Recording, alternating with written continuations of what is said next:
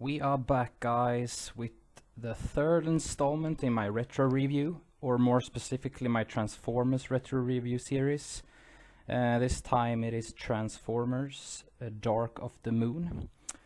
Michael Bay is still in the director's chair, once again, and Shia LaBeouf is back, once again, as Sam Witwicky. However, this time a gorgeous model actress is replaced by another one. So it's Megan Fox's character Michaela, who has disappeared, and is replaced by Rosie Huntington-Whiteley, and she plays Carly in the movie. Most of the other cast from the previous film returns once again, even Sam's parents for some reason. Yay! New additions is, as I mentioned, Rosie's character Carly. Patrick Dempsey plays the human antagonist in the film. Another new additions is John Malkovich, Alan Tudyk, and Ken Jeong, which plays some other supporting new roles. So as you guys know, it's time to summarize the plot, crash course wise. This time an Autobot ship crash lands on the moon during the 60s, and of course the United States must investigate the crash site. So they merge it together with the moon landing in the 70s with Buzz Aldrin and Neil Armstrong. So they discover this Autobot ship. So after a couple of years, we return to Sam once again, and he has a new girlfriend. How on earth he lands the most beautiful looking women 2 times in one lifetime, I have no idea. And I would like to know his superpower gift, so he can maybe tell me that if he can sometime. So just, yeah, Sam, call me. Anywho, Sam is struggling to find a job after his graduation from college. And Carly, Rosie Huntington's character, supports him by letting him stay with her because she's a successful businesswoman who works for Patrick Dempsey's character Dylan, and he is a billionaire or something, I don't know. It's not very explained, this part of the plot. It's not very complicated, as you can hear. It's Michael Bay, so we can't expect anything else at this point. So the crashed ship, back to that. As I mentioned earlier, it contains Autobots, and more specifically a new Prime, Sentinel Prime. He is an Autobot scientist who worked on a space bridge on Cybertron, which basically means that they can transport matter to one point in space to another.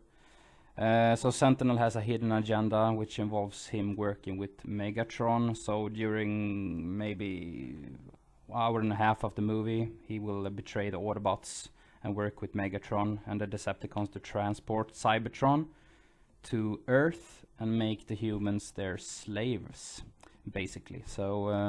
So yeah, moving on to the positive and the negative aspects of the film. As always, we start with the positive ones. This film is slightly better than Revenge of the Fallen, but it's still not that good, I would say. It's cool action scenes, I guess, which gets the adrenaline pumping a bit, and combines it with cool music.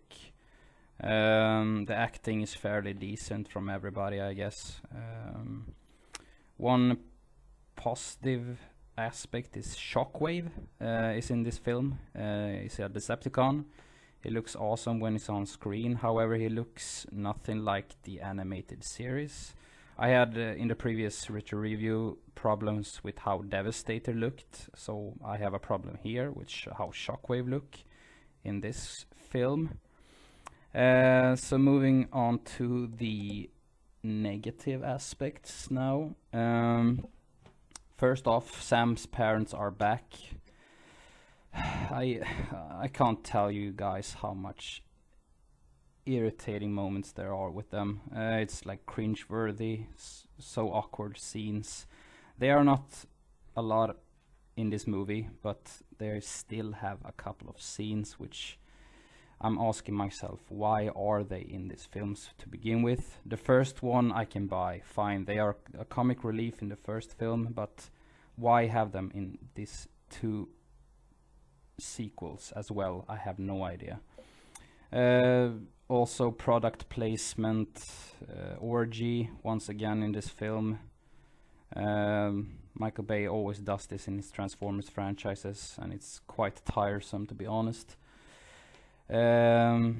Forgettable antagonists in the film, simple storyline, no big surprises, the good guys always win kind of plot.